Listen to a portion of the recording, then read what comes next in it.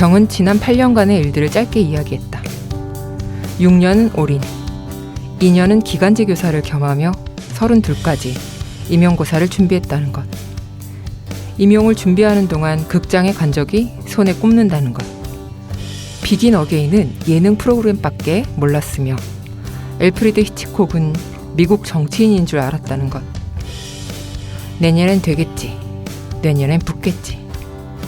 그렇게 8년을 보내다 정신을 차려보니 취미 하나 없고 어디에도 마음 두지 못하는 인간이 되어 있었다는 것. 성혜나 작가의 단편소설 화양극장의 일부를 읽어드렸습니다.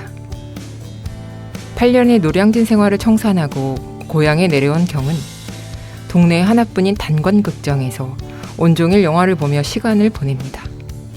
시험을 준비하다 급격하게 살이 찐 경은 자신의 숨소리를 자주 의식하게 됩니다. 극장에서 알게 된 이목 씨라는 할머니 곁에서도 그랬습니다. 숨소리가 너무 커서 방해가 될 것 같으니 자리를 옮겨도 되냐고 묻습니다. 하지만 이목 씨는 말합니다. 우리가 극장에서 영화를 보는 이유는 타인과 함께 웃고 울고 숨을 쉬는 그 순간을 소중히 여기기 때문이라고요. 그러니 마음껏 숨을 쉬어도 된다고 말이죠. 사실 이목 씨에겐 경의 나이 무렵 표정을 숨기며 일을 한 기억이 있습니다. 경이 숨소리를 숨기려고 했던 것처럼요. 마음을 견디기 힘든 날에는 화양극장 같은 낡고 어두운 단관극장에 앉아 받아들이는 연습을 해볼까 합니다. 좋으면 웃기, 슬프면 울기, 숨쉬고 싶을 땐 크게 숨쉬기. 여기는 문학라디오 문장의 소리입니다. 안녕하세요. 문장의 소리 DJ 시인 이영주입니다. 새 책을 낸 작가를 모시고 작품을 둘러싼 다양한 이야기를 들어보는 시간. 지금 만나요로 시작합니다. 오늘 손님으로는 전석순 작가님 모셨습니다. 어서 오세요. 반갑습니다. 네, 안녕하세요. 소설 쓰는 전석순입니다. 네, 전석순 작가님에 대해서 소개를 해드릴게요. 2008년 강원일보 신춘문예에 회전의자가 당선되면서 작품 활동을 시작하셨습니다. 장편소설 철수사용 설명서로 오늘의 작가상을 수상하셨습니다. 장편소설 거의 모든 거짓말, 중편소설 밤이 9이라도가 있고요. 지역별 인문지리서 시리즈 춘천이 있습니다. 최근에는 첫 번째 소설집 모피방을 출간하셨습니다. 책 출간하시고 요즘 어떻게 지내고 계세요? 네, 책 출간 직후에는 곧바로 단편 마감이 있어서 조금 바빴는데 네. 마감 끝나고 나서는 좀 책을 핑계 삼아서 네. 주변의 분들에게 오랜만에 인사도 드리고 안부도 묻고 또 책도 드리고 하고 있었어요. 네. 그리고 최근에는 서울 도서관 TV에서 네. 헌책의 시간여행이라는 코너를 맡아서 매달 인사드리고 있고요. 아, 진행자로요? 진행은 아니고 한 코너를 맡아서 매달 네네. 이제 좀 우리에게 좀 잊혀진 작품들을 하나씩 소개시켜드리고 있습니다. 네. 그리고 올 가을에 또 문예지 창간하는 게 있어요. 그래서 거기에 다른 작가분들이랑 기획 일을 같이 하고 있고 네. 또 올해 제가 해야 되는 일 중에 하나가 언로문인들의 자필 원고를 받고 또 인터뷰도 하고 또 목소리도 담아내는 일도 하고 있어서 같이 병행하고 있습니다. 아, 인터뷰집인가요? 인터뷰집은 아니고요. 이제 기록으로 남기는 일인데요. 요즘 이제 종이에다가 소설 쓰는 사람들이 거의 없잖아요. 네. 그래서 원로 문인분들의 글씨도 담고 또 네. 목소리도 이제 기록으로 남기는 일을 하고 있습니다. 네. 의미 있는 일인 것 같은데 되게 책이 만약에 나온다면 엄청 예쁘게 나올 것 같은. 네, 좀 의미 있을 것 같아요. 요즘은 네. 다 컴퓨터로 보통 쓰시니까 네. 글씨 쓸 일이 점점 줄어드는 것 같아요. 네. 네, 작품 활동 시작하신 지 15년 정도 되셨는데 15년 만에 소설집을 내신 거잖아요. 그래서 첫 단편집 준비하시면서 어떤 기분이 드셨어요? 단편집 이제 묶어야 될 시기가 돼서 네. 그동안에 썼던 작품들을 쭉 훑어보는데 약간 최근에 미니홈피 개설 다시 오픈한 것처럼 예전에 제가 좀 잊고 있었던 네. 사실은 분명히 쓰고 그때 굉장히 치열했지만 어느 순간 좀 잊고 있었던 그런 장면들을 좀 떠올리게 되었어요. 네. 그래서 그동안의 작품들을 쭉 훑어보면서 주인공들에게 안부도 한번 물어보고 또 네. 제가 이름을 잘 안 지어주는 이야기들이 많이 있었어요. 근데 지나고 보니까 사실은 이름을 지어줬어야 되는 인물들이 많더라고요. 네. 그래서 주인공들에게 또 인물들에게 인물도 지어주고 30대까지 쓴 소설을 묶은 거거든요. 그래서 저는 사실 그동안 가장 컨디션이 좋거나 네. 또는 가장 에너지가 넘쳐서 좀 활기찰 때 늘 소설을 썼던 것 같아요. 그래서 소설집을 묶으면서 20, 30대의 가장 활기찬 시절이 여기에 담겨 있구나라는 생각으로 묻게 되었고 또 다행히 30대를 어떤 책 한 권으로 마무리할 수 있어서 감사한 마음으로 작품들을 살펴봤습니다. 네. 30대가 아니세요? 지금은 아니죠. 그때는 30대였지만 네, 올해는 아닙니다. 네. 제가 약간 앞에 연도 같은 걸 잘 안 봐서 이렇게 뵙기로는 30대로 보이시는데 아니신가 봅니다. 네, 예전에 30대였죠. 네. 네, 작가님의 첫 소설집인 모피방의 표지. 저는 개인적으로 되게 마음에 들었는데 되게 미니멀하고 또 타일만 남아있는 벽의 이미지이기도 한 것 같아요. 그리고 텅 빈 공간을 표현한 것이 아닐까 하는 느낌도 들었습니다. 또 소설집 제목이기도 한 모피방의 뜻 생각해보면 내부에 기본 골조 외에는 어떤 다른 옵션도 없는 그런 방이라고 하더라고요. 그래서 제목과 표지 디자인이 잘 연결되는 것 같은데 처음에 시안 받으셨을 때 어떠셨어요? 생각보다 굉장히 많은 시안을 받았어요. 그래서 거의 모든 거짓말때에도 시안을 정말 많이 받았고 또 이번 책에서도 시안을 많이 받아서 개인적으로 편집자님과 관계자분들한테 참 감사드리고 있는데요. 네. 사실은 이 표지보다 더 미니멀한 것도 있었어요. 근데 이 표지가 제일 마음에 들었고 또 편집자님도 같이 마음에 드셨다고 해서 결정하게 되었는데 네. 자세히 자세히 보시면은 밑에 살짝 빛이 들어오는 모양을 네. 보실 수 있으세요. 그래서 네. 그것조차도 소설집의 의미와 맞닿아 있는 것 같아서 참 좋았어요. 그리고 모피방을 썼을 때 떠올렸었던 그런 하얀색 이미지와도 잘 어울렸고요. 노란색을 선택한 이유도 얼핏 보면은 그냥 타일에 묻은 얼룩 같기도 하고 또 노란색은 또 따뜻한 온기를 담고 있으니까 그 의미도 이 소설집에서 전해주는 메시지와 맞닿아 있을 거라는 생각이 들었어요. 처음에 받아봤을 때 네. 이게 좀 코팅이 매끈하게 되어 있진 않잖아요. 네. 약간 거친 질감인데 처음에는 살짝 낯설었는데 네. 소설집과는 잘 어울리는 것 같더라고요. 좀 모피방 자체가 뭔가 완성된 방이 아니다 보니까 네. 아직은 조금 거칠고 뭔가 코팅이 매끈하게 되어 있으면은 소설과도 좀 거리가 있을 것 같아서 이 질감도 네. 굉장히 좋아하는 질감입니다. 네. 되게 디테일하게 표지를 설명을 잘해 주셨는데 저는 그 질감 자체가 되게 감성의 이미지라고 생각을 해서 잘 어울린다고 생각이 들었고 색깔 조합도 너무 예뻐서 요즘 스타일이 아닐까? 감사합니다. 네, 그런 생각도 좀 들었습니다. 처음에 표제작으로 모피방을 정하고 책을 묶으신 건가요?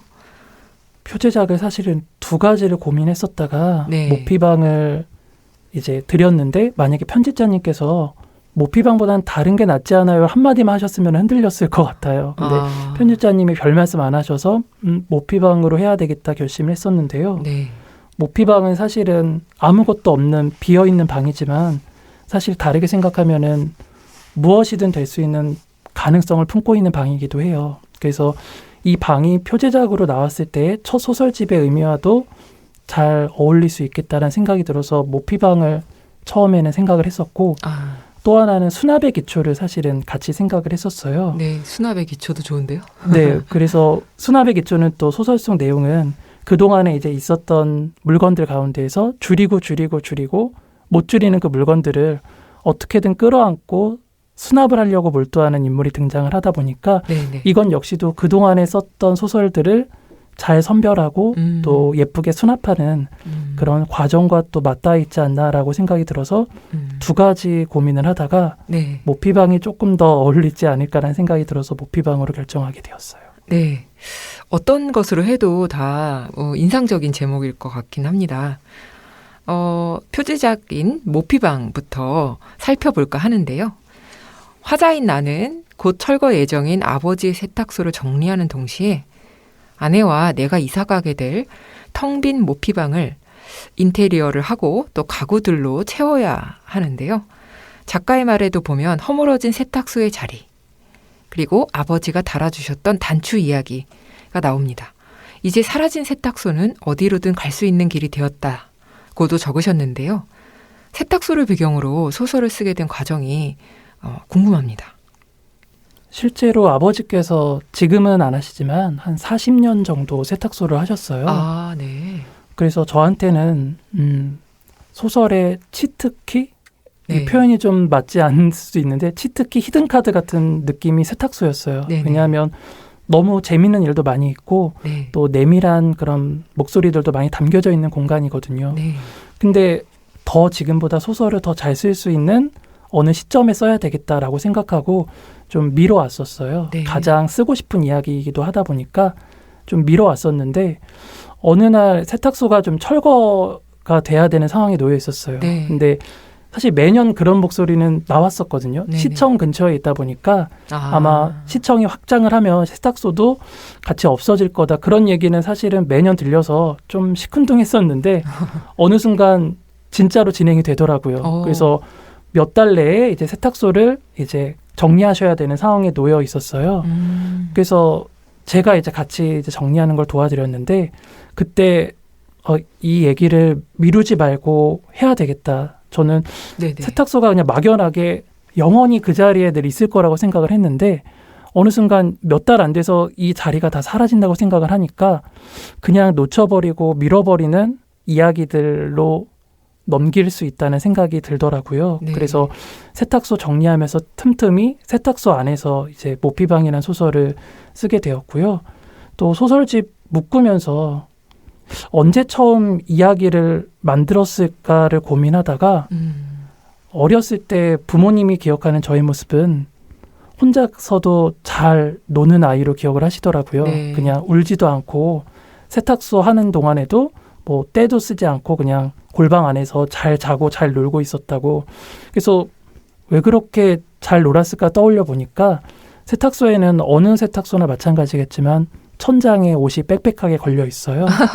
근데 거기에 이제 누워 있다 보니까 별별 옷들이 다 있잖아요. 네. 그걸 보면서 이제 상상했던 것 같아요. 그 옷의 주인의 이야기들이나 주인의 내력들이나 또 저 옷은 어떤 사람이 입고 다녔을까? 또 얼룩을 보면 또 그 얼룩에 대해서 생각을 하고 네. 또 뜯겨진 자국이나 보풀을 보면은 저기가 왜 보풀이 있을까? 이런 생각을 하면서 있었던 것 같아요. 그래서 울지도 않고 때도 쓰지 않고 그 안에서 잘 놀았던 것 같아요. 그래서 그때가 아마 제가 처음으로 누군가의 이야기에 귀 기울이고 떠올려 본 일이다 보니까 네.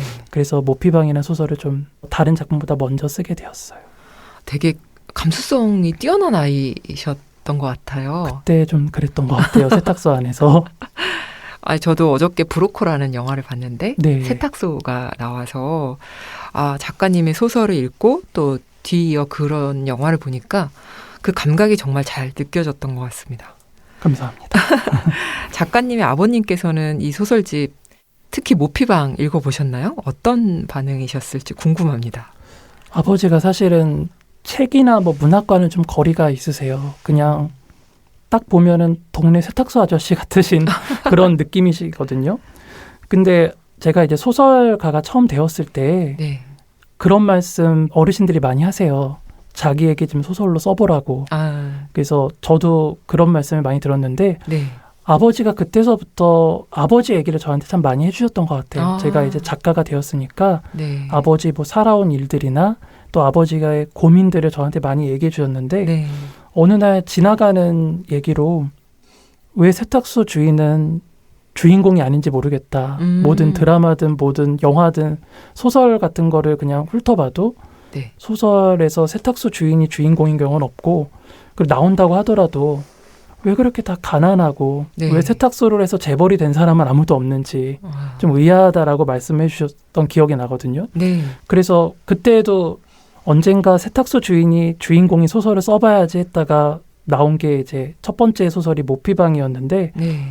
모피방 나온 다음에 이제 한 신문 기자님께서 세탁소의 예전 모습이랑 같이 기사를 실어주신 적이 있으세요. 네. 그래서 그때 아버지가 많이 좋아하셨어요. 예전에 세탁소 모습과 또 소설을 이제 뭔가 면밀하게 읽어보시진 못하셨지만 그때 있었던 그 일들을 떠올리면서 그게 한 편의 이제 기사로 남으면은 오랫동안 기억이 될 수 있으니까 네. 아버지께서 이제 잊었던 또 아버지의 40년이 담겨져 있던 그 공간에 대한 이야기가 있다고 하니까 그 부분을 굉장히 좋아해 주셨던 것 같아요. 네.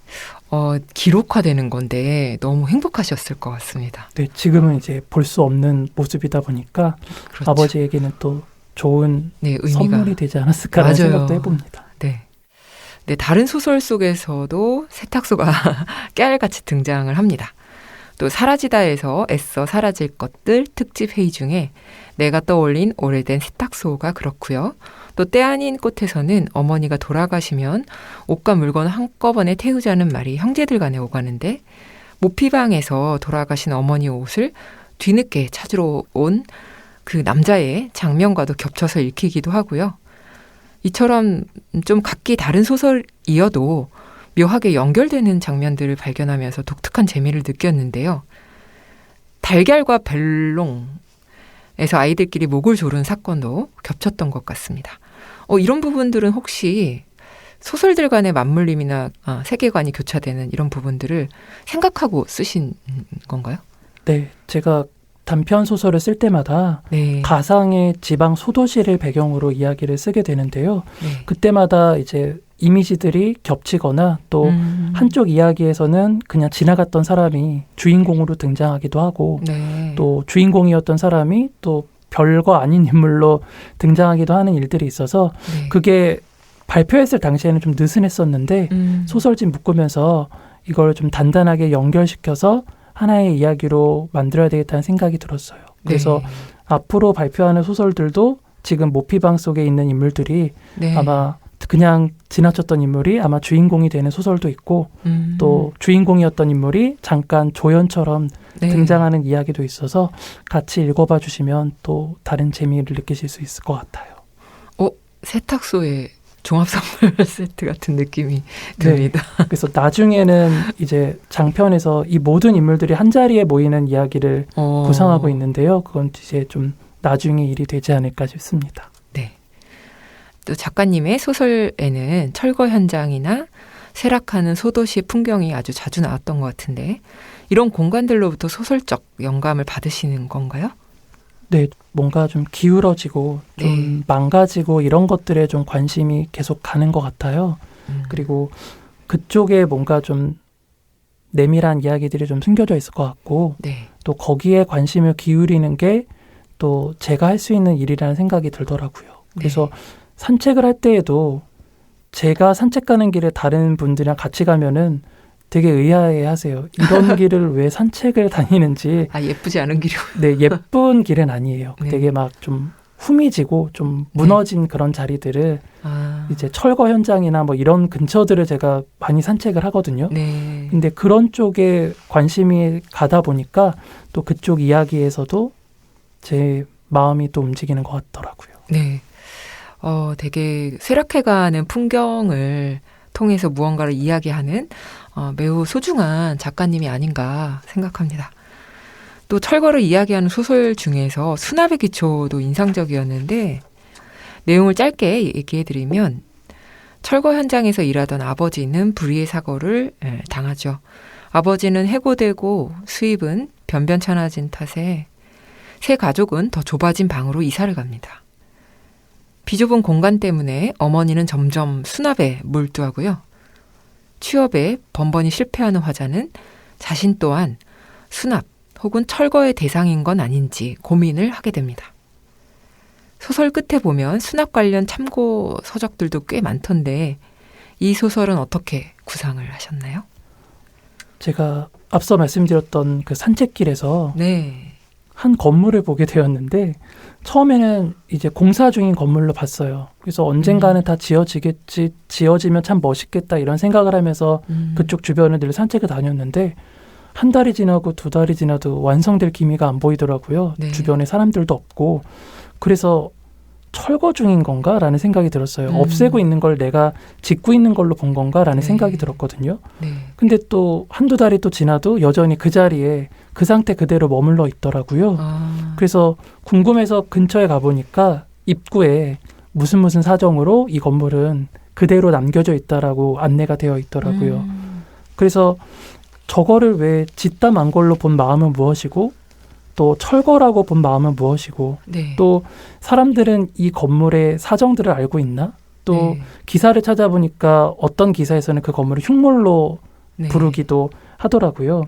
그래서 그 건물을 보면서 철거에 대한 이야기를 한번 해봐야 되겠다는 생각이 들었어요. 네. 그래서 철거 현장에서 일어나는 일들도 의미 있는 일들이 있을 것 같아서 현장을 갔지만 네. 네, 저 같은 사람은 써주지 않습니다. 임부로. 그걸 뭔가 경험해- 비리비리해 보이고 사고치기 딱 좋아 보이고 뭔가 일도 잘 못할 것 같아서 네, 그래서 저를 그렇게 일에 포함시켜 주지는 않으시더라고요. 네. 근데 다행히 주변에 이제 아시는 분들을 통해서 네. 철거하시는 분들의 어떤 목소리나 네. 또 다른 자료들을 통해서 그런 과정들을 엿볼 수 있었는데요. 네. 제가 주목했던 거는 아무도 사과를 하지 않으시더라고요. 뭐 철거 공사장이 다 그렇겠지만 네. 일을 하다 보면 긁히기도 하고 또 피가 좀 나기도 하고 네. 또 멍이 들기도 하는데 네. 그 누구도 괜찮냐고 물어보지 않고 미안하다고 얘기를 하지 않으시더라고요. 그래서 저한테는 그게 참 특별한 세계였어요. 네. 저 세계는 어떤 세계일까요? 궁금증이 그때 좀 강렬했던 것 같아요. 네.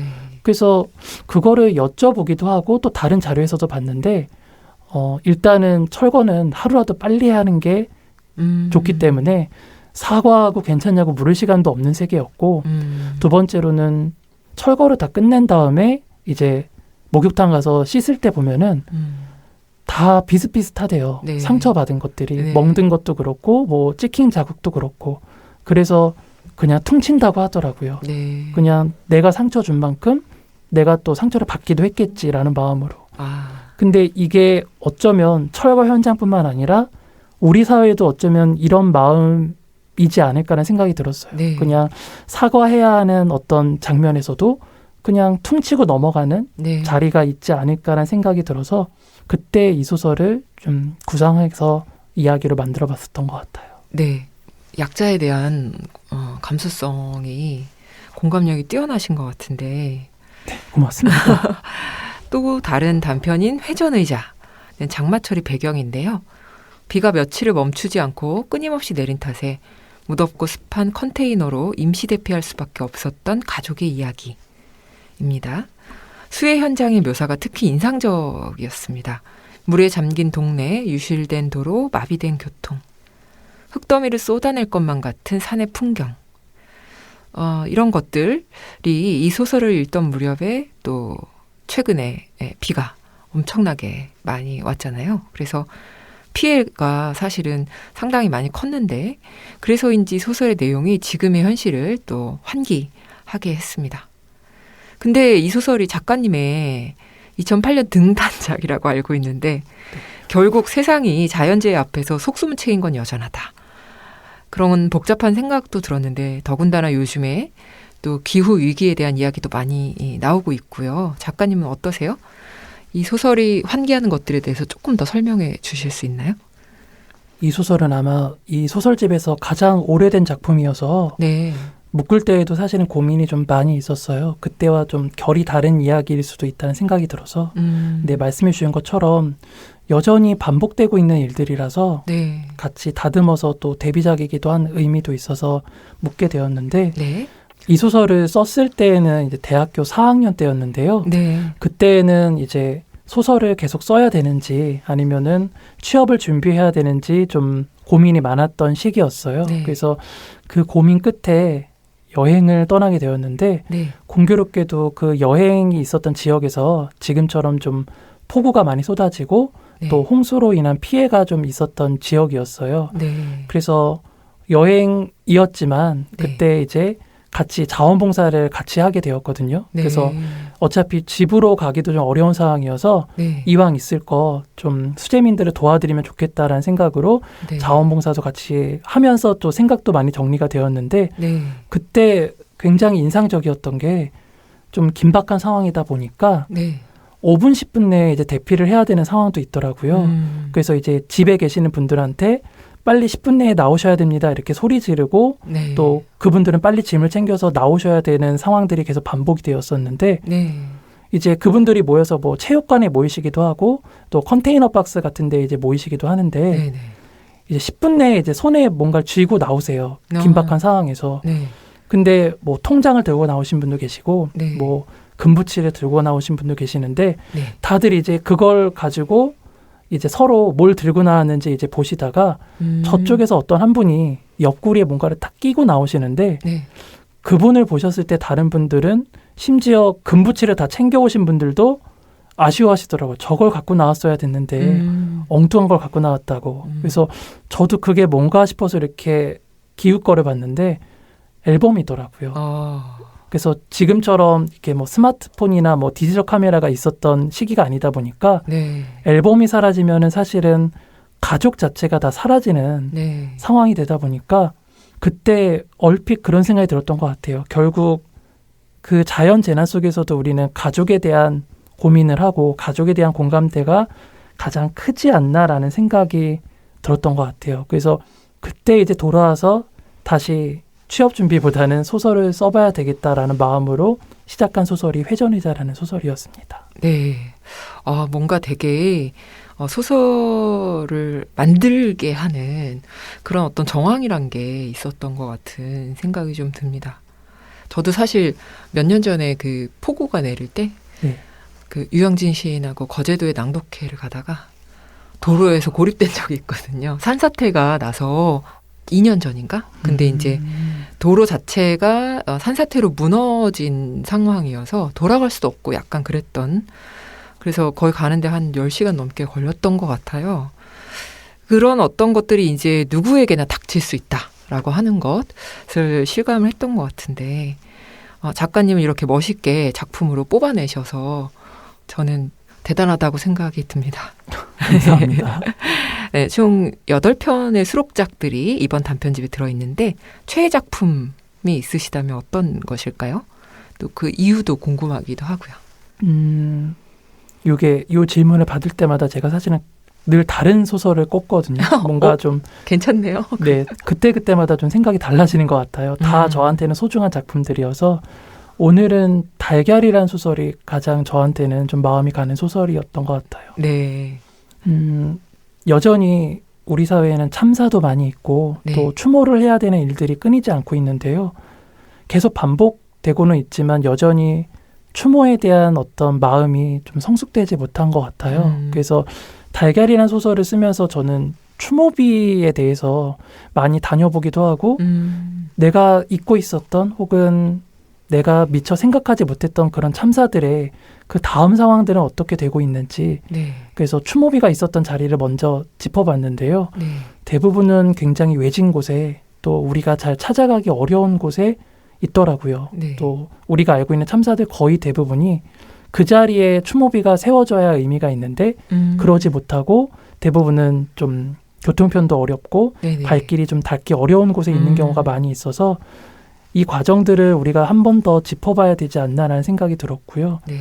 또 이때 저한테 인상적이었던 것은 어느 지방에 갔을 때 그 지방에도 한 참사가 있었는데 네. 그때 어떤 분이 추모비 건립을 반대하시는 유가족이 있다는 얘기를 해주셨어요. 그래서 처음에는 제가 좀 의아했었어요. 네. 추모비가 있어야지만 우리가 잊지 않고 계속 똑같은 일이 반복되지 않도록 할 수 있지 않을까라는 생각이 네네. 들었는데 그분이 하신 말씀이 저한테는 좀 울림이 컸던 것 같아요. 또 많이 모르고 있었구나라고 생각하는 계기도 되었고요. 추모비가 있으면 잊지 못하고 계속 생각날 것 같아서 네. 추모비가 내 눈에 안 보였으면 좋겠다라고 울먹이면서 말씀하시는 걸 듣고서 네. 우리는 아직도 사람의 마음을 이해하는 데에 좀 더 촘촘하지 못하다는 생각이 들어서 쓰게 된 소설입니다. 그리고 지금도 여전히 좀 더 성숙해야 된다라고 생각을 해서 달걀이라는 소설을 꼽게 되었습니다. 네. 이 최애 작품 여쭤본 다음에 또 가장 애착이 가는 인물, 좋아하는 장면 이런 거를 또 여쭤봐도 될까요? 네.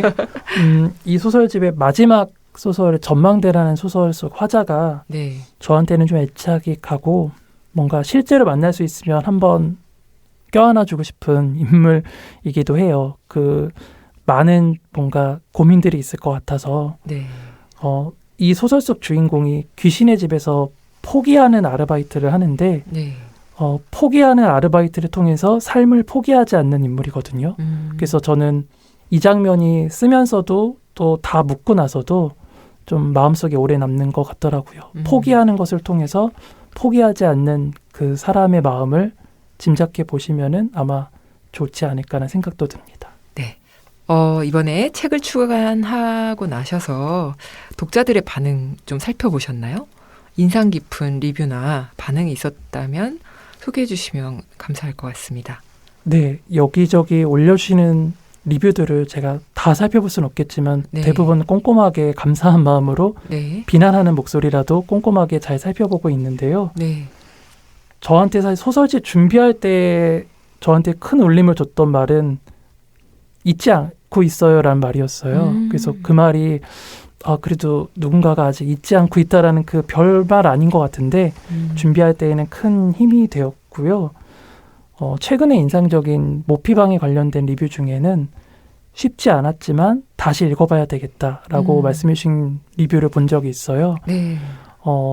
마음이 좀 뭉클했어요. 사실 쉽지 않았다면은 다시 읽고 싶지 않으실 텐데 쉽지 않았지만 다시 한번 읽어봐야 되겠다라는 말씀을 들었을 때 좀 인상적이었고 네. 또 주변 분들은 소설을 읽으시면서 우리 아버지랑 좀 얘기 좀 해봐야 되겠다라고 하신 경우도 있었고 또 우리 아이는 요즘 무슨 고민이 있는지 한번 물어보고 싶다라고 얘기해 준 경우가 있었는데 그게 소설이 어떻게 보면 좀 퍼져나가는 과정인 것 같아요. 네. 다른 사람의 소설 속에서 아버지나 아이의 이야기를 듣고 나의 아버지와 나의 아이의 이야기에 귀 기울이는 과정들이 소설이 할 수 있는 또 긍정적인 역할이 아닌가라는 생각이 들어서 그 내용도 좀 인상적이었습니다. 네.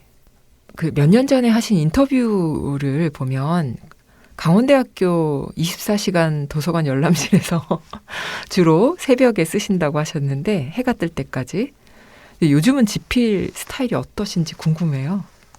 네, 이 질문 들으니까 지금도 그 24시간 열람실이 너무 그리운데요. 지금은 이제 코로나 때문에 네, 그렇죠. 일반인들이 출입이 어렵고 네. 또 출입이 가능하다고 하더라도 마스크를 꼭 착용해야 돼요. 그렇죠. 근데 그 전까지는 지역 주민들한테 일정한 절차를 걸쳐서 개방이 되었거든요. 거기 가면 이제 새벽 한 2시, 3시쯤 되면은 사람들이 많이 빠져요. 네. 그리고 몇몇 분들만 남아 계시거든요. 네네. 되게 열심히 뭔가를 준비하시는 분들이세요. 새벽 늦게까지.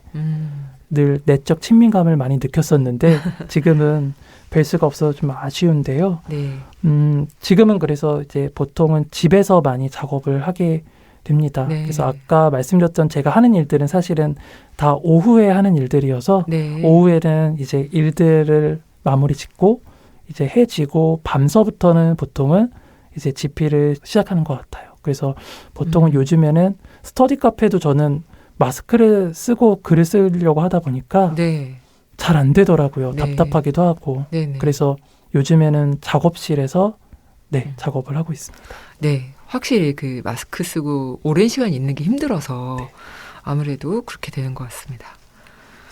또 작가님 춘천에서 나고 자라셨고요. 지금도 춘천에 살고 계시죠? 네, 춘천에 있습니다. 그래서 춘천을 두루 소개하는 책도 한 권 쓰셨는데 현지인이 또 추천하는 찐 맛집 혹은 조용히 둘러보기 좋은 장소가 있다면 또 춘천 사랑하시는 분들을 위해서 추천 좀 해주시면 좋을 것 같습니다.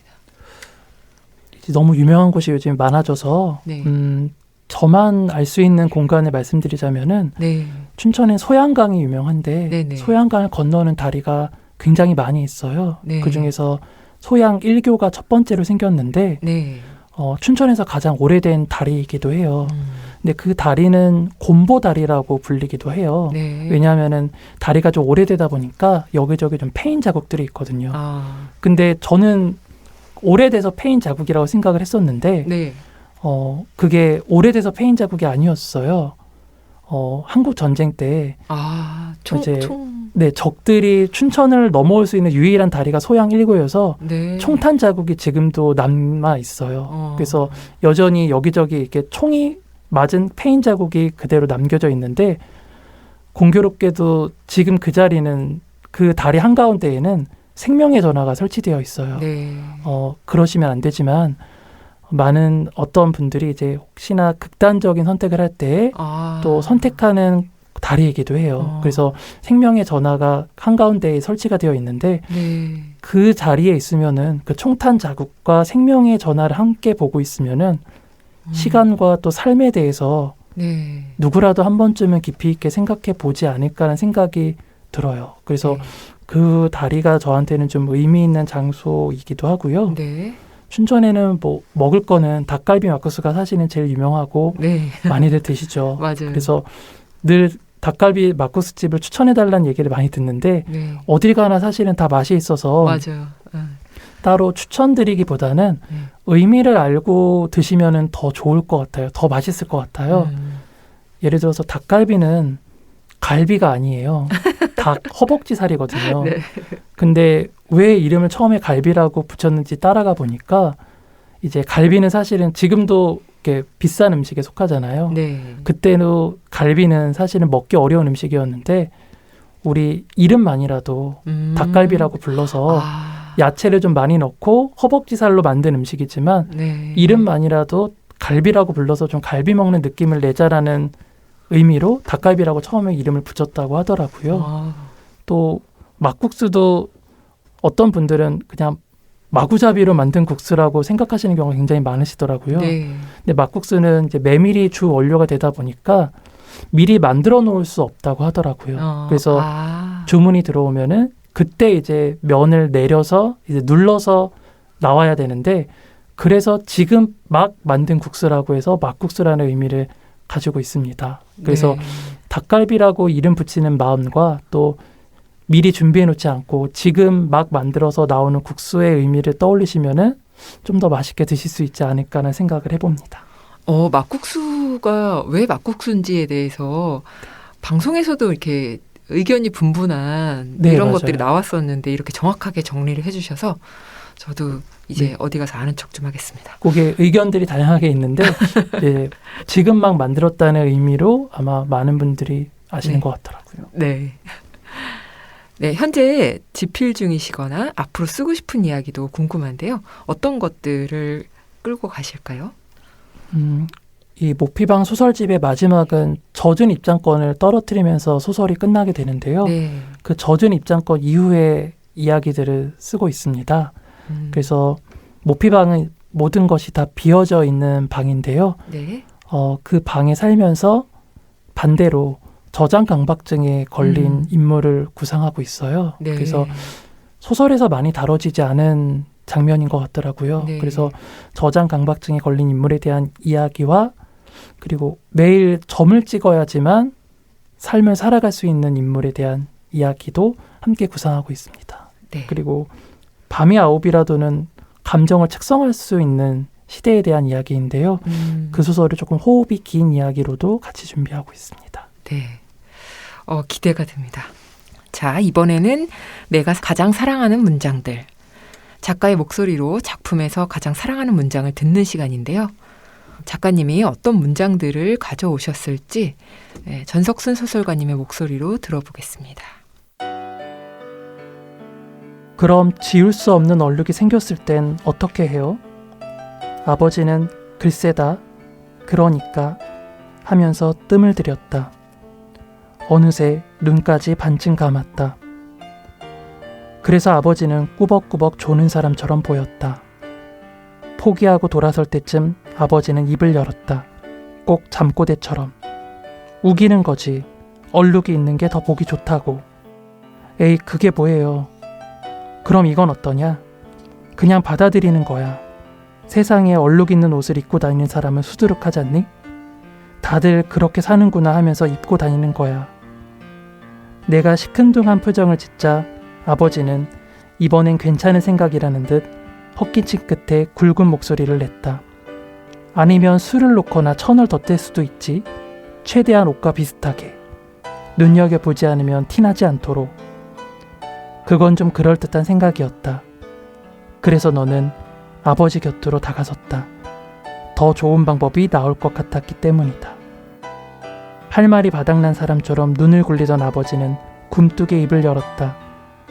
이참에 그냥 갖다 버리고 새로 사는 것도 좋은 방법이지. 세상에 옷이 그거 하나뿐이냐? 대답이 마음에 차지 않았던 너는 볼 우물을 만들며 째려봤다. 아버지는 키득거리면서 다시 다리미를 들었다. 곧 스팀이 퍼져 아버지가 흐려졌다. 너는 아버지가 했던 말을 되새겼다. 네, 잘 들었습니다. 이 문장을 낭독해 주신 이유가 있을까요? 때로는 다른 사람들이 저한테 그냥 무심코 했던 말들이 네. 어떤 경우에는 삶의 지침이 되는 경우도 있고 네. 또 나아가서 소설을 쓸 때 지침처럼 느껴지는 경우도 있었어요. 네.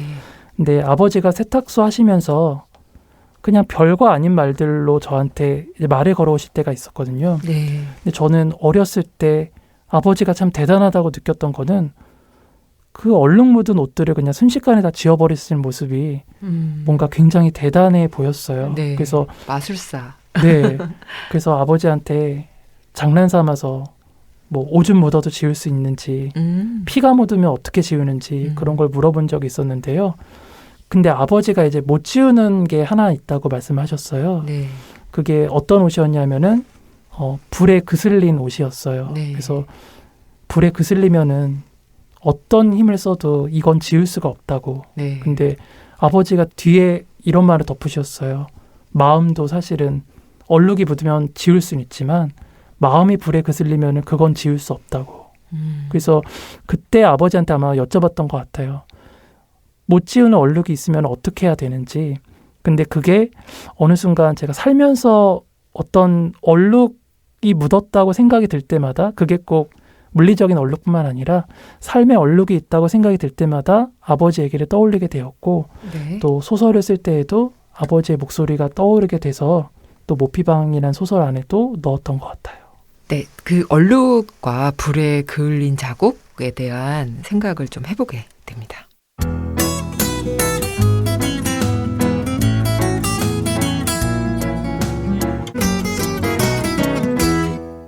네, 지금 만나요의 마지막 코너는 바로 My Favorite입니다.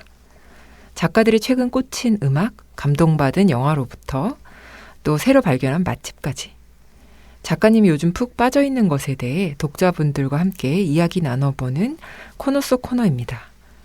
전석순 작가님이 요즘 푹 빠져있는 것은 무엇일까요? 제가 어렸을 때 오락실을 참 많이 다녔었거든요. 네. 근데 잊고 있었다가 최근에는 이걸 집에서도 할 수 있더라고요. 네, 그렇죠.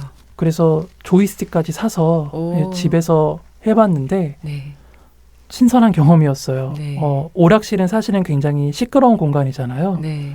근데 집에서 이제 조용히 게임을 하다 보니까 게임 음악이 이렇게 좋았었나 싶기도 하고 또 멜로디도 너무 감미로운 멜로디들도 있었고 네.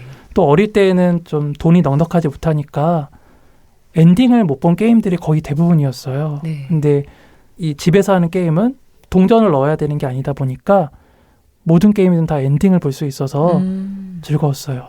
최근에 여름 휴가를 맞아서 친구가 네. 춘천에 내려왔는데 네. 친구랑 같이 하니까 이 엔딩을 보는 게 즐거운 일이면서도 한편으로는 또 씁쓸한 일이기도 하더라고요. 그래서 그동안에 오락실에서 어렸을 때 했던 게임들의 엔딩을 하나하나씩 확인하는 거에 요즘에 좀 푹 빠져 있습니다. 네. 오락을 하다가 엔딩을 보기가 힘들다라는 것도 참 신선한 발견인 것 같다는 생각이 듭니다. 저는 오락을 잘 못해가지고. 근데 하다 보면 이게 되게 엔딩 보려면은 좀 돈을 많이 투자해야 맞아요. 되더라고요. 100원으로 할 수는 없더라고요. 근데 집에서는 그게 가능하니까 네. 좀 재미있게 하고 있습니다. 네. 지금까지 모피방의 전석순 소설가를 모시고 이야기 나눴습니다. 오늘 함께해 주신 소감 어떠셨나요? 네, 제가 문장의 소리에 첫 번째 장편 소설이 나왔을 때 네. 왔었거든요. 네. 근데 첫 번째 단편 소설집이 나왔을 때도 불러주셔서 너무 감사하고요. 또 소설집에 대한 내밀한 이야기, 또 소설집을 둘러싼 이야기들을 나눌 수 있어서 네. 무척 반갑고 기뻤습니다. 네. 앞으로도 계속 작품으로 인사드릴 테니까 많이 지켜봐 주시고 응원해 주시면 감사하겠습니다. 네. 그럼 저희는 전석순 작가님 보내드리고요. 잠시 후에 뵙겠습니다.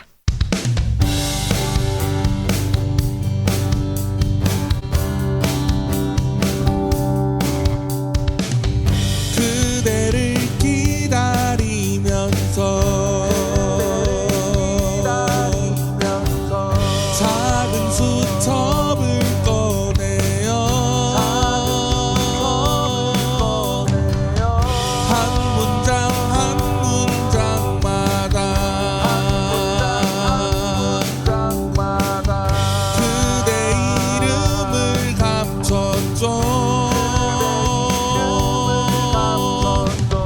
내 맘 가득한 그대는 때로는 시가 되고 우리의 이야기는 때로는 소설이 되고 한 문장 한 문장마다 벅찬 내 맘을 담았죠. 저만치 걸어오는 그대가 보이네요. 소중한 나의 사람 그대여 어서 와요. 문장의 소리.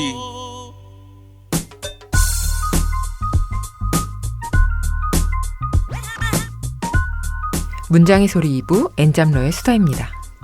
본업인 글쓰기 외에 또 다른 직업을 갖고 있는 엔잡러 작가들을 모시고 다채로운 직업 이야기, 일의 기쁨과 슬픔에 대해 이야기 나눠보려 합니다. 오늘은 이승주 작가님께서 자리를 함께 해주셨습니다. 어서 오세요. 네, 안녕하세요. 일하면서 소설 쓰는 이승주입니다. 초대해 주셔서 감사합니다. 네, 이승주 작가님에 대해 소개를 해드리겠습니다. 2017년 현대문학 신인 추천으로 단편소설 설계자들이 당선되시며 작품 활동을 시작하셨습니다. 소설집으로는 리스너가 있습니다. 지난해에 첫 소설집 내시고 1년 정도가 지난 것 같아요. 요즘에 어떻게 지내고 계신가요? 아, 네. 저 어느새 소설집을 낸 지 벌써 1년이 지났어요. 제가 하는 일이 대체로 여름엔 비수기인데요. 네. 예, 올여름은 일이 좀 예상외로 몰려서 네. 지금은 소설 쓸 시간을 확보하기 위해 노력하고 있습니다. 아, 좋은 얘기인 것 같은데요? 아닌가요? 네, 그럼 바로 이승주 작가님의 엔잡 이야기 시작해볼까 하는데요. 현재 그래픽 디자인 사무실을 운영하고 계신다고 제가 알고 있는데 작가님의 엔잡에 대해서 어떤 일을 하고 계신지 소개해 주시면 좋을 것 같습니다. 네, 저는 그래픽 디자인 사무실을 운영하고 있는 개인 사업자인데요. 네. 규모가 되게 작아서 디자인보다는 그 잡무가 더 많아요. 그래서 처음 만난 자리에선 뭐 저를 그래픽 디자이너라고 소개하긴 하지만 사실은 총괄 디렉터가 더 정확할 것 같아요. 네. 네, 제가 하는 일은 먼저 거래처에서 일이 들어오면 네. 저희 사무실에 그 현재 디자이너가 저를 포함해서 3명인데요. 한 명은 미대를 졸업한 A 과장이고 네. 다른 한 명은 국문학과를 졸업한 B 과장이 있어요. 네. 네. 그래서 두 사람의 성격이 좀 달라서 어떤 과장한테 일을 주면 좋을까 생각하고요. 각자 그 일 가지고 있는 양과 일정을 고려해 가면서 그 일의 적임자가 누구인지 제가 판단해서 일을 배정해요. 네.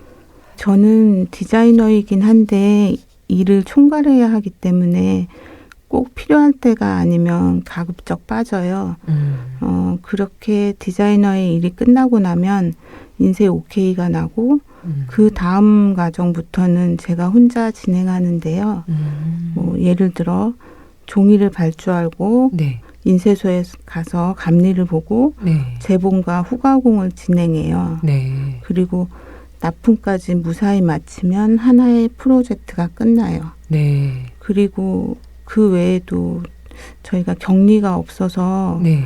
격리 업무를 또 봐야 되고 네. 여러 잡무가 있어요. 네. 뭐 견적서를 쓰거나 뭐 세금 계산서를 발행하고 네. 메일에 답변을 보내는 등 회사에서는 사실 되게 중요한 일인데 네. 일한 티는 정말 별로 안 나는 그런 소소한 일들을 하고 있습니다.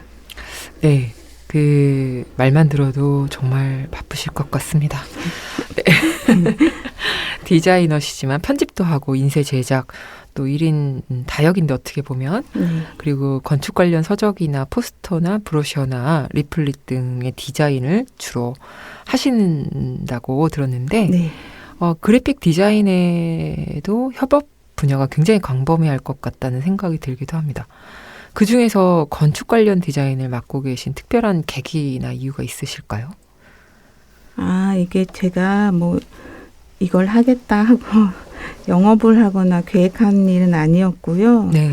그 우연히 좀 발이 닿았는데 네. 그 길로 계속 가다 보니까 여기까지 온 것 같아요. 원래 그 저희 사무실 초창기에는 네. 음악 관련 일이 많았어요. 그 무슨 음반 디자인이나 뭐 자켓 인쇄, 네. 음악 공연 홍보물 그런 것들을 많이 제작했는데요. 네. 그 회사 업무가 음악 쪽에서 건축 쪽으로 넘어갈 때 그 과도기에 들어온 직원이 있었어요. 디자인을 굉장히 잘하는 친구였어요. 네. 근데 그 친구가 갑자기 회사를 그만두고 싶다는 거예요. 그래서 제가 그 친구 너무 잡고 싶어가지고 어머. 원래는 그렇게 얘기하면 이렇게 조용히 이렇게 정리를 했는데 네. 이유를 물었어요. 네. 근데 그 친구가 처음에는 막 개인적인 사정 막 얘기하더니 저도 그 회사 다녀봐서 알잖아요. 그게 네. 다 그냥 명분이고 네네네. 그냥 하는 말이어서 그래서 살살살 이렇게 꼬셨더니 자기는 음반 디자인을 하고 싶어서 이 회사에 들어왔는데 네. 자꾸 건축 쪽 일을 주니까 재미가 없다는 거예요. 네, 그래서 그 친구 말을 듣고 제가 좀 고민이 많아졌어요. 네. 우리가 상대하는 거래처의 흐름이 이렇게 바뀌고 있다는 걸 그 친구가 저한테 알려준 셈이었거든요. 예. 그래서 대표로서 결단을 좀 내려야겠다는 생각을 했고 이게 사무실을 안정적으로 운영하려면 고정 수입이 있어야 하거든요. 네, 그렇죠. 근데 음악 쪽 일은 언제 일이 들어올지 몰랐어요. 예. 근데 물론 건축 쪽 일도 네. 이렇게 갑자기 일이 들어오긴 하는데 음악 쪽보다는 일의 종류, 이렇게 가지수가 더 많았거든요. 네네네. 그래서 일단은 그 직원을 잘 달래서 붙잡아 두고 네. 건축 쪽 일은 제가 좀 더 많이 했어요. 예. 그래서 건축 쪽 일이 부쩍 많아진 결정적인 계기는 네. 그 세건축사 협의회라는 단체에서 네. 건축가 사회라는 잡지를 창간했는데 네. 그때 제가 디자인을 맡았어요. 그래서 그 일을 계기로 건축 쪽 일이 많이 들어왔어요. 아유, 그걸 되게 잘하셨나 봐요. 그 건축가 사회. 네. 터닝 포인트. 그거보다도 네. 건축가사에 필진이 있잖아요. 필진. 네. 외부 원고 청탁하고 이러다 보니까 건축 분야 많은 많은 사람들을 이렇게 이게 네. 또 네트워킹이 왜냐면 형성되셨구나. 원고를 안 주시니까 원고 독촉을 계속해야 되잖아요. 그러면서 친밀감이 네. 들었다. 그러면서 미운정 고운정이 쌓이게 된 거죠. 네. 이 네. 일을 하게 되신 지는 얼마나 되셨나요? 2001년 1월 1일이었더라고요. 그래서 20년이 넘은 거예요. 네, 그래서 이게 왜 이렇게 됐을까? 그래서 제가 좀 생각을 해봤어요. 왜 나는 이렇게 오래 하고 있지? 근데 제가 대학 다닐 때 용돈은 제가 벌어야 된다는 생각을 해서 네. 방학 때마다 그러니까 4년 내내 그 아르바이트를 했어요. 예. 근데 아르바이트를 하니까 한두 달만 다닌 거잖아요. 네. 근데 대학 졸업하고 직장에 갔는데도 한두 달만 다니고 제가 그만두는 거예요. 그래서 루틴이 돼. 예, 그래서 왜 내가 한 곳에 오래 다니지 못할까. 그리고 또 다들 그렇겠지만 저도 직장 생활이 굉장히 힘들었어요. 네. 그래서 낮에는 일하고 네. 밤에는 글을 쓰고 싶었는데 네. 직장 생활이 그렇게 안 되잖아요. 맞아요. 그렇게 예. 안 되죠. 그래서 그렇게 이렇게 여러 직장을 전전하다가 네. 안 되겠다. 그래서 직장 생활을 접고 프리랜서 생활을 시작했어요. 네. 예. 근데 프리랜서를 하는데 직장인보다 더 시간이 없는 거예요. 그래서 제가 판단을 잘못한 거죠. 프리랜서가 뭔지도 모르고 그냥. 근데 네. 불안정하고 그렇죠? 불안정하고 일이 급하게 오는 거예요. 엄청 그래서 이때는 밤낮 없이 일만 하게 되는 거예요. 그리고 네. 이상하게 일이 많았어요. 생각보다. 아, 그건 실력이 좋으셔서. 아니 그게 또 제가 생각해 보니까 찔끔찔끔 다녀서 많은 직장을 다닌 거예요. 아, 또 인맥 네트워킹. 한두 달 다녔는데도 아는 데가 많으니까 프리랜서를 했더니 이렇게 조금씩 준 거예요. 자기네가 소화 못하는 일을 막 네. 저한테 막 준 거예요. 네. 한 군데만 다닌 게 아니어서. 아니 그런데 제가 또 보니까 뭘 거절하는 성격이 안 되는 거예요. 그래서 오는 일을 다 받았어요. 그러다 보니까 일손이 부족해서 직원을 구해야겠다 생각했는데 네. 프리랜서면 직원이 안 올 거 아니에요. 네. 그래서 사업자 등록을 낸 거예요. 네. 그래서 2001년에 이제 직원 구하려고 이걸 낸 거지 제가 뭐 사업을 하겠다 이렇게가 아니었고 이것도 계획되지 않은 일로 지금 이렇게 됐어요. 네. 네. 그래픽 디자인 일을 하시다가 또 그 바쁜 와중에 소설을 써야겠다고 마음먹게 된 계기가 있으시다면 무엇일까요? 네, 이거 확실히 계기가 있고요. 네. 네. 어느 책에서 봤는데 네. 그 정확한 워딩은 기억이 안 나요. 근데 네. 하루키가 네. 야구장에서 이게 야구공이 이렇게 날아오는 걸 보고 소설을 써야겠다고 생각을 했대요. 근데 저는 이게 좀 웃길 수도 있는데 네.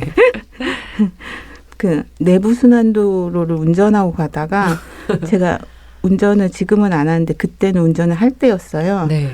근데 이제 정릉 터널을 지나서 그 내부순환도로에 되게 구불구불한 길을 막 운전하다가 저도 모르게 정말 뜬금없이 이제 다시 소설을 써야겠구나.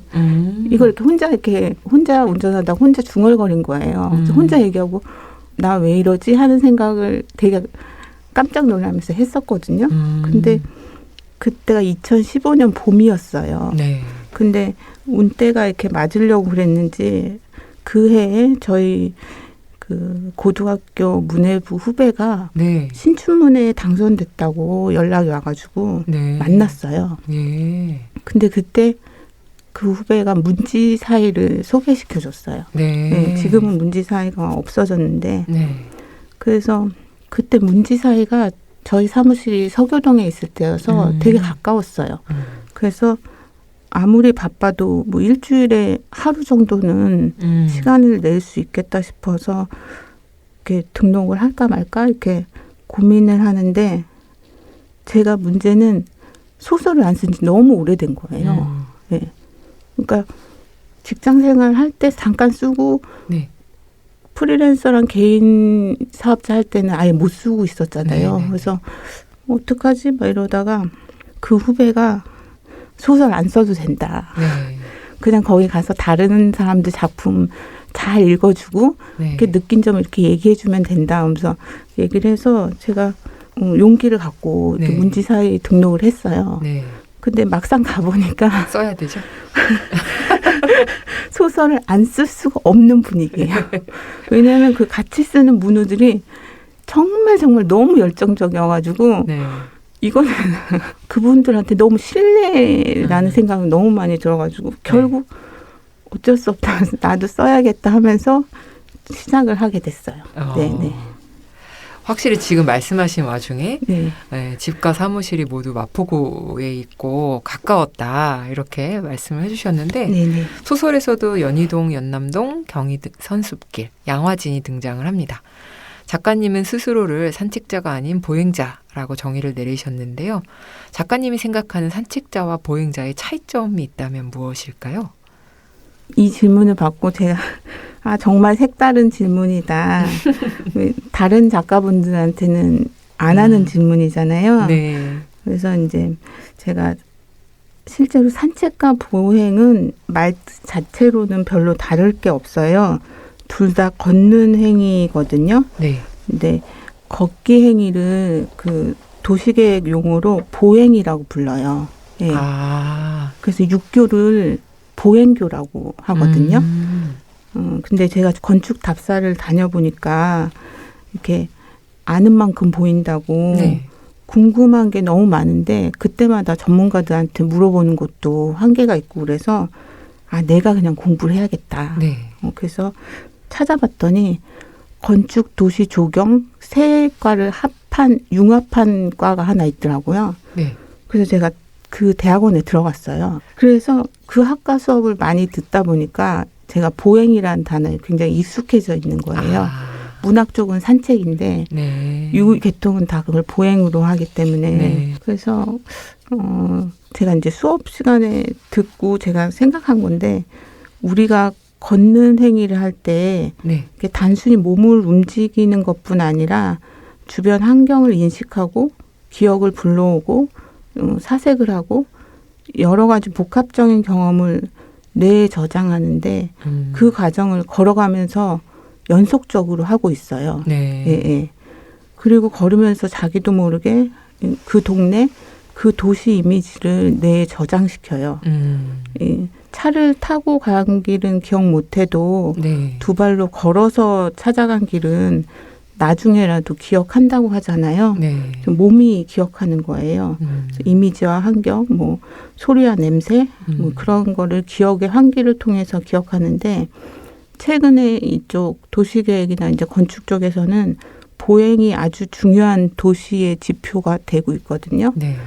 그래서 산책자와 보행자의 차이점을 물어보셨는데요. 차이점이라기보다는 제가 개인적으로 느끼는 구별점 그런 거는 산책자는 산책 중에 딴 생각을 되게 많이 해요. 네. 많이 하고 근데 보행자는 이동을 목적으로 걷기 때문에 네. 딴 생각을 하기보다는 주변을 둘러봐요. 네. 도로나 사람 아니면 이렇게 건물 같은 거 네. 그런 걸 둘러보거든요. 네. 눈여겨보고 그래서 제 소설 그 층과 층 사이에 연희동이 나오는데 네. 거기서 그 소설 화자인 유정이가 주희의 집에 찾아갔을 때 주희의 집이 그 70년대에 유행하던 불란서식 주택이었어요. 근데 그 유정이는 그 집을 찾아야 하기 때문에 연희동을 보행자로 가요. 예, 보행자로 찾아가요. 그리고 연남동과 경의선 숲길은 에바 캐시디라는 소설에 나오는데 여기서 소영과 건우는 이게 자주 가는 길이기 때문에 둘은 산책자로 거기를 산책하죠. 네. 그리고 양화지는 그 리플릿이라는 소설에 나왔는데 이때 두 사람의 걷는 행위는 달라져요.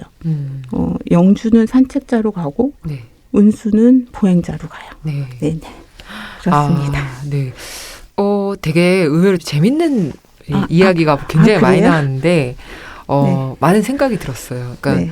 산책하는 행위와 보행의 행위가 사실 목적이 조금 다르고, 네네. 또 그거에 따라서 걷는 행위 자체가 조금씩 달라질 수 있다라는 것이 흥미로웠습니다. 네. 저희가 녹음하고 있는 이곳 스튜디오도 마포구 서교동에 있는데 어떻게 산책자로 오셨나요? 보행자로 오셨겠죠? 네. 최단 거리를 검색해서 왔습니다. 네, 확실히 걸어오신 네네네. 거죠. 한 도보로 10분 좀 남짓 정도 걸렸어요. 네. 네네. 그러면은 작가님께서 마포구에서도 걷기 좋은 코스를 잘 꼽아주실 것 같은데요. 걷는 중간에 들러서 구경할 만한 멋진 건축물 같은 게 있으면 좀 소개를 해주시면 좋을 것 같습니다. 네. 저 이런 거 되게 좋아해요. 저 마포구에 걷기 좋은 코스 정말 많은데요. 네. 뭐 여기 경의선 숲길은 많이들 아실 테니까 제외하고요. 네. 제가 추천하는 코스는 당일리 발전소에서 망리단길까지예요. 그래서 당일리 발전소가 지금 공원화되었어요. 네. 그래서 당일리 발전소 공원이 되었는데 네. 거기를 한 바퀴 그냥 살짝 산책하듯이 살짝 돌고 네. 그 다음에 그 근처에 절두산 순교성지가 있어요. 네. 거기까지 걸어가고 그 순교성지는 그냥 살짝만 보고 네. 그 옆에 양화진 외국인 선교사 묘원이 있어요. 네. 근데 저는 이 동네에 이사 와서 서울 시내에 그것도 한강변에 외국인 선교사의 묘지가 이렇게 모여 있다는 걸 처음 알았거든요. 거기에 그 국적이 다른 여러 외국인 묘지여서 묘의 형태하고 십자가가 굉장히 각양각색이고 다양해요. 그리고 분위기는 묘지여가지고 되게 조용하고 고즈넉한데 가만 걷다 보면 묘하게 그 평화로운 느낌? 네. 예. 그런 느낌이, 그런 기분이 들어요. 네. 그래서 제가 좀 마음을 가라앉히고 싶을 때 찾아가는 장소이기도 해요. 네. 그곳에서 이제 한강변으로 내려가는 계단이 있는데 네. 그걸 내려가면 바로 한강변을 걸을 수 있어요. 네. 네. 그래서 한강변을 망원동 쪽으로 이렇게 쭉 걷다 보면 망리단길로 빠지는 길이 있어요. 네. 그래서 그 길로 빠져서 망리단길까지 가면 돼요. 네. 네. 맛있는 것도 먹고. 네네. 그리고 이제 멋진 건축물은 이렇게 네. 중간에 들러서 갈 수는 없고요. 네. 망원역에서 6호선을 타고 네. 월드컵 경기장에 내리면 마포 문화 비축기지가 있어요. 저 그거 가봤어요. 아, 네. 너무 멋있어요. 네. 네네. 미래 도시 같아. 네네. 거기가 예전에는 석유 비축기지였어요. 네. 그래서 이게 70년대 그 석유 파동 후에 나라에서 비상시를 대비해서 네. 석유를 비축해 둔 곳인데요. 네. 지금은 문화공원으로 바뀌었고 바뀌면서 기존에 없던 건축물이 하나 생겼어요. 아, 그래요? 예, 예. 그게 이름이 커뮤니티 센터예요. 네. 근데 제가 그곳을 공원으로 바뀌기 전에 가봤거든요. 네. 근데 석유를 비축해 두었던 탱크가 5개인데 네. 그 탱크 그 외벽이 강판으로 만들어져 있어요. 근데 그 강판이 세월이 많이 흘러서 녹이 슬고 부식돼 있는 거예요. 근데 제가 갔을 때 이게 세월의 흔적이 쌓여서 이 부식된 간판이 너무 묘하게 아름다워 보이는 네, 거예요. 네. 그래서 아, 이거 굉장히 독특한 오브제가 돼 있구나. 네. 이런 생각을 했거든요. 그래서 석유를 넣어서 보관할 정도면, 나라에서 보관할 정도면 탱크가 엄청나게 커요. 네. 그러니까 그 안에서 음악 공연을 할 수 있을 정도로 엄청나게 거대한 탱크인데, 그런 거대한 오브제가 그 매봉산 상자락에 남아있는 거예요. 예. 그래서, 그리고 그것도 5개가 이렇게 띄엄띄엄 이렇게 떨어져서 나눠져 있어요. 이게 리듬감 있게. 네. 예. 그래서 저는 그 5개 그 탱크 떨어진 거를 구상해서 포스터를 그때 만들었었는데, 네. 예. 물론 그게 제 눈에만 독특해 보이지는 않았어요. 네. 그래서 설계 공모전을 했는데 그 건축가들이 외국 건축가, 국내 건축가 굉장히 관심이 많았고요. 네. 저는 그때 공모전 홍보 디자인을 맡았는데 그때 이제 장난삼아 그냥 속으로 생각한 건데 제가 만약 건축가였으면 나도 참가하고 싶다. 이런 생각을 했습니다. 네. 지금 말씀하신 것처럼 건축 이야기 하니까 되게 눈이 반짝반짝 빛나시는데 네. 작가님의 소설 속에서도 건축 관련 소재들이 많이 등장하잖아요. 장소와 공간에 깃든 역사와 내력 그리고 이야기까지 또 그 공간 안에서 살아가는 사람들의 장면을 담아내는 작업을 하고 계시는데 네. 지난해에는 첫 책을 내시면서 진행하신 인터뷰에서 건축 답사 가는 것을 좋아한다고 적으셨어요. 최근에 인상적인 답사를 다녀오셨다면 소개를 좀 해주시면 좋을 것 같습니다. 네, 저는 건축 답사하는 거 좋아하고요. 네. 최근에 다녀온 곳은 2곳이었어요. 네. 한 군데는 그 입장이 제한된 개인주택이었고 다른 한 군데는 누구나 들어갈 수 있는 상업 공간이에요. 네. 개인 주택의 공식적인 이름은 김중업 설계 사직동 주택. 이름 그대로 건축가 김중업이 설계한 사직동에 있는 주택이에요. 이곳은 서울시에서 건축 자산으로 선정된 곳인데 네. 그렇게 건축 자산으로 선정이 되면 책으로 묶는 기록화 작업을 해요. 네. 근데 저는 그 책을 만드는 총괄 코디네이터로 참여하게 되었어요. 네. 이런 기회가 아니면 들어갈 수 없는 곳인데 덕분에 저는 아주 구석구석 마음껏 들여다볼 수 있었어요. 네. 예. 그리고 두 번째 상업 공간은 오설록 티하우스 북촌점. 네. 이건 말 그대로 북촌에 있는 오설록 카페예요. 네. 제가 존경하는 교수님이 네. 그곳에 관한 책을 쓰신다고 해서 제가 그래봤자 카페인데 카페가 카페일 텐데 책으로 쓸만한 게 있나요? 하고 여쭤봤더니 교수님이 가보면 알아요. 이렇게 말씀하시는 거예요. 그래서 궁금하잖아요. 네. 그래서 궁금해서 갔는데 북촌의 한옥과 양옥이 같이 있는데 그걸 리모델링 했더라고요. 그 설계는 체육건축가가 했는데 양옥과 한옥이 마주보고 있었어요. 네. 그래서 양옥에 카페가 들어가 있고 한옥에는 이렇게 전시관으로 사용하고 있더라고요. 양옥에서 한옥으로 넘어갈 때 약간 틈새길처럼 좁은 길이 있어요. 네. 근데 그게 저는 좀 인상적이었고요. 네. 예. 만약에 가시게 되면 네. 주말엔 웨이팅이 길다고 하니까 평일에. 네. 평일에 가시고 3층에 있는 그 바 설록이 있어요. 네. 거기를 꼭 들러보세요. 네, 네. 거기 또 맛있나 보다. 네. 네. 그 이쯤 되면 이승주 작가님의 하루 일과가 무척 궁금해집니다. 작가님의 생생한 하루 루틴, 시간표를 읊어주시는 코너 속의 코너입니다. 네, 그 시간표처럼 이렇게 말씀해 주시면 될 것 같아요.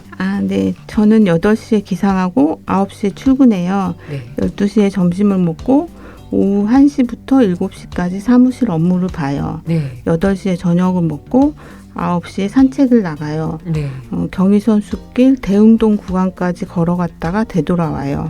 10시 반쯤 집에 돌아오고 밤 12시에 다시 컴퓨터 앞에 앉아요. 네. 책을 읽거나 글을 쓴 뒤 새벽 2시쯤 누워요. 네. 저는 졸리지 않으면 안 누워요. 그래서 졸릴 때까지 앉아있기 때문에 네. 누우면 바로 자요. 네. 그런데 잠이 그러면은 7시간이 채 안 되죠? 5시간, 6시간밖에 안 주무시네요? 근데 저는 6시간 이상은 꼭 자야 되기 때문에 네. 늦게 자면 그만큼 기상 시간이 늦어져요. 네. 네. 아침은 안 드세요? 네. 거기 아침 먹는 시간이 없어가지고. 네. 저는 아침 꼭 먹어야 돼가지고. 네. 그 일을 할 때 네. 작가님이 가장 기쁨을 누리는 순간은 언제일까요? 디자인이 이렇게 한 번에 오케이 될 때, 왜냐하면 이게 N차 시험까지 막 가거든요. 네. 근데 1차에서 딱 오케이 되면 정말 좋고요. 그 쾌감이 있으실 네. 것 같아요. 정말 좋고, 그리고 또 정말 징글징글하게 오래 잡고 있는 책이 있어요. 정말 네. 오랫동안 매만졌던 책을 납품했는데 담당자가 하루 지나는 게 아니고 바로 받자마자 저한테 고맙다고 연락을 해오면 그때 기쁘죠. 네. 네. 공들인 걸 알아주는 그런 상황이니까. 이렇게 하루 지나서 이틀 지나서 얘기하는 건 약간 인사말 같은데 네. 받자마자 너무 좋아서 전화하면 네. 진심으로 느껴지거든요. 맞아요. 네. 네, 확실히 좀 대표님이랑 다르신 것 같아요. 왜요? 다른 분들은 퇴근할 때 제일 기쁘다. 아. 근데 일에 대한 성취가 기쁨을 주시는 네. 그런 것 같습니다. 그러다 보니까 또 일이 고될 때도 있으실 텐데 네. 유난히 업무가 힘들었던 하루에는 나만의 스트레스 해소법 같은 게 있으실까요? 저는 옛날부터 단편 소설을 읽었어요. 네, 다른 것도 많이 해봤어요. 뭐 술도 먹어보고 뭐 네. 친구들하고 여행도 가고 그랬는데 네. 오히려 몸이 좀 더 피곤해지더라고요. 맞아요. 네. 그래서 간혹 이제 소설을 읽다가 더 스트레스를 받은 적도 있어요. 근데 그래서 지금은 잘 모르는 작가의 소설은 피하고 좋아하는 작가의 작품을 찾아서 읽어요. 그러다 보니까 이미 읽었던 소설을 다시 읽기도 해요. 근데 너무나 좋은 힐링 코스인 것 같습니다. 좋아하는 작품. 네네. 다시 읽더라도 좋아하는 작품. 다시 읽어도 좋아하는 작품 좋더라고요. 맞아요. 네네. 네. 소설을 읽는 것 말고도 작가님의 노동을 달래주는 것에는 무엇이 있을지 또 궁금한데요. 일할 때 꼭 필요한 물건도 좋고 음악이나 음식과 같은 취향이 담긴 어떤 것도 좋고요. 노동에 도움이 되는 이게 있다면. 네. 저는 일할 때 지금도 그렇지만 물이 꼭 있어야 돼요. 물을 자주 마셔요. 저도 마시겠습니다. 네네. 아니 다른 작가분들은 커피를 이렇게 잘 마시던데 저는 커피는 밖에서 약속이 있을 때만 마시고 일할 때는 안 마셔요. 네. 그리고 샤프. 네. 저는 메모를 하거나 끄적거릴 때 샤프를 써요. 그래서 제가 샤프를 좋아하고 자주 사니까 한 번은 직원이 신혼여행 갔다가 샤프를 사온 적도 있어요. 그래서 그 샤프는 제가 너무 아까워서 지금도 고이 모셔놨어요. 네. 네네. 그리고 음악은 저희가 음악 관련 일도 하는데 사실 글 쓰거나 일할 때는 이렇게 연주곡 같은 거 이렇게 방해 안 되는 네. 연주곡 같은 걸 틀어놓고 소설 쓸 때는 그 소설에 맞는 곡을 골라요. 네. 그래서 그 소설을 쓸 때는 그 곡만 계속 들어요. 네네. 네. 지금 다양한 어떤 루틴을 말씀을 해주셨는데 네. 이제 문학 이야기로 넘어가 볼까 합니다. 작가님께서 출간하신 작품집 리스너에는 작가님이 가지고 있는 건축에 대한 생각들, 더 나아가 사람이 살고 있는 공간과 장소에 대한 의미를 파헤치고 그 사유의 결과들이 소설 속에 잘 드러나 있는데요. 층과 층 사이에는 이화여대 ECC 건물, 또 건축 공간에 미치는 빛과 중력의 영향에는 교토 류안지 정원, 또 설계자들에는 옛 서울 역사와 남영동 대공 분실. 그렇게 그동안 건축 관련 디자인 일을 도맡으시면서 평소에 고민해 오셨던 것들이 소설 창작과도 긴밀하게 연결되는 것 같아요. 네. 그래서 소설들을 어떻게 구성하게 되셨는지 간단하게 설명해 주시면 좋을 것 같습니다. 네. 먼저 ECC는 네. 그곳에서 젊은 건축가 10팀하고 건축학과 대학생들의 수업이 있었어요. 근데 그 수업이 10주 동안 돼서 정규 수업이 됐어요. 그래서 출석 체크도 하고 근데 저는 그 수업을 책으로 묶는 일을 해야 됐기 때문에 네. 10주 내내 ECC를 가게 된 거예요.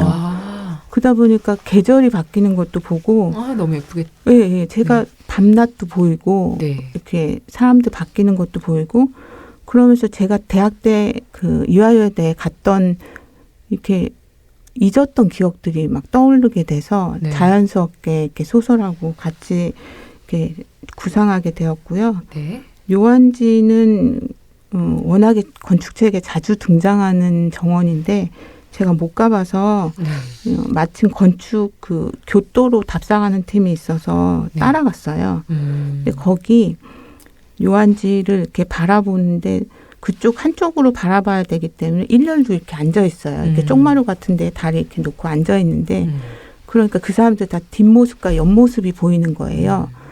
근데 저는 그 모습들이 되게 인상적이었고 어떤 사람이 이렇게 살짝 봤는데 얼굴 뺨에 이렇게 눈물이 이렇게 쭉 흐르는 거예요. 근데 제가 그런 모습을 노스코 그림 앞에서 우는 사람을 그렇게 봤어요. 근데 그 느낌하고 비슷했어요. 근데 제가 생각할 때는 누군가는 거기서 울고 싶은데 울지 못하는 사람이 있을 거라는 생각이 들었고 또 한국에 돌아와서도 그 사람의 이렇게 뒷모습 등허리 쪽이 자꾸 이렇게 눈에 밟혀서 그 사람을 제 소설에 좀 데려와야겠다 그런 생각을 해서 약간 울듯한 여성 화자가 거기 건축 공간에 미치는 빛과 중력의 영향 여기에 나와요. 네네.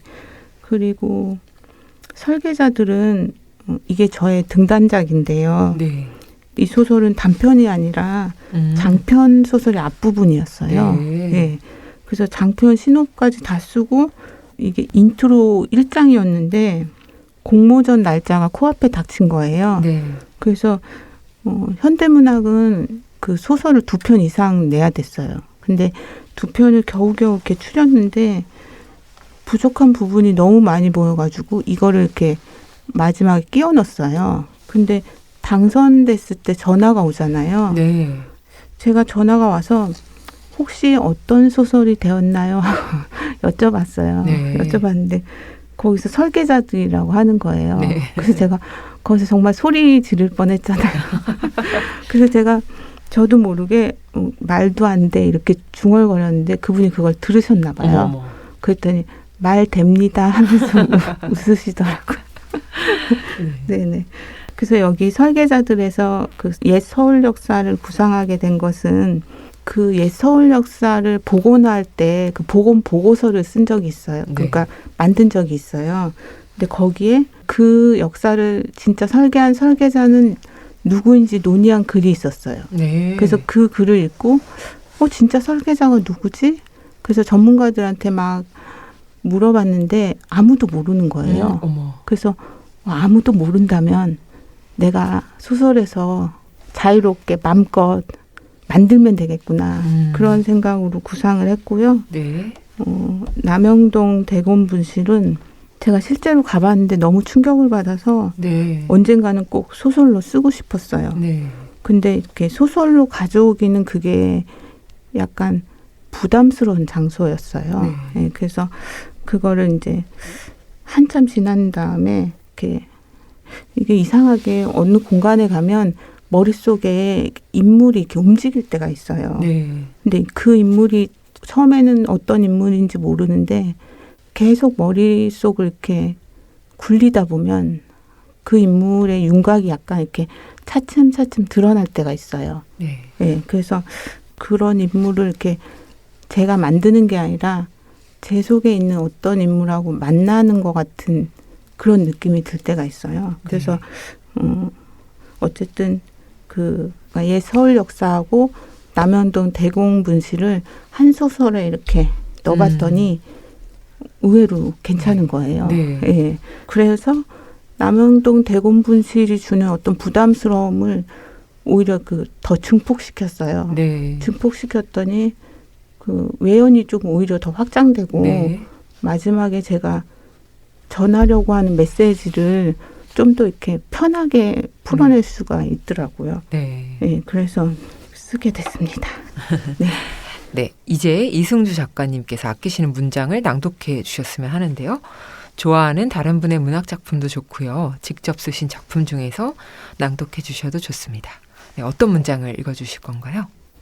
네, 저는 오정희 선생님이 1976년에 발표하신 저교를 골랐습니다. 네, 이 소설의 한 부분만 잘라서 읽기가 좀 송구해서 맨 뒷부분을 읽겠습니다. 네, 그럼 이승주 소설가의 목소리로 낭독을 들어보겠습니다. 나는 텔레비전을 끄고 형광등에 스위치를 올렸다.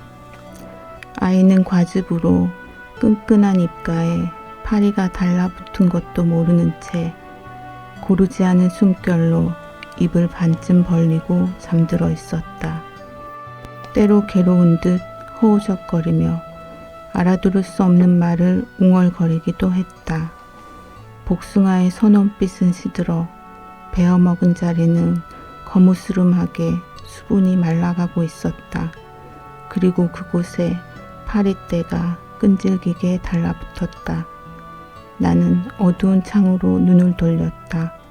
솔밭뒤 낮은 둔덕에서 들불처럼 타던 노을도 푸르게 가라앉고 개구리들의 울음이 웅덩이 위로 끌어오르고 있었다. 네, 잘 들었습니다. 이 작품을 읽어주신 이유가 있을까요? 예, 제가 이 작품을 정말 오랜만에 꺼내 읽었어요. 이 작품은 제가 중학교 2학년 때 처음 읽은 소설이에요. 네. 그때 저희 학교에 문학과를 갓 졸업한 국어 선생님이 부임하셨어요. 그분이 한 10명 정도 되는 아이들을 모아서 문예부를 만들었어요. 네. 그때 그 국어 선생님과 지하에 있는 문예부실에서 독서 토론회를 했는데 네. 그때 이 작품을 프린트해서 저희한테 나눠주셨어요. 네. 네. 지금 생각하면 이게 14살짜리 애들이 읽기엔 좀 버거운 소설이었는데 왜 이 소설을 주셨는지 아직까지 이유는 모르겠는데 제가 그때 이제 독서 경험도 별로 없었는데도 아 이거는 범상치 않은 소설이다. 굉장하다.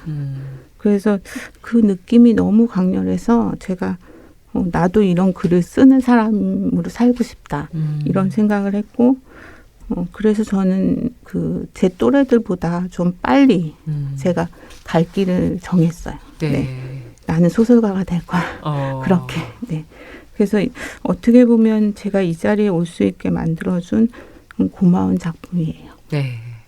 이제 작가님의 앞으로의 계획에 대해서도 말씀을 좀 해주시면 어떨까요? 제가 이상적으로 바라보는 삶 중에 하나가 장편과 단편을 같이 쓰는 작가의 삶이에요. 근데 제가 아직 그걸 못 해가지고. 지금 바쁘셔가지고. 네.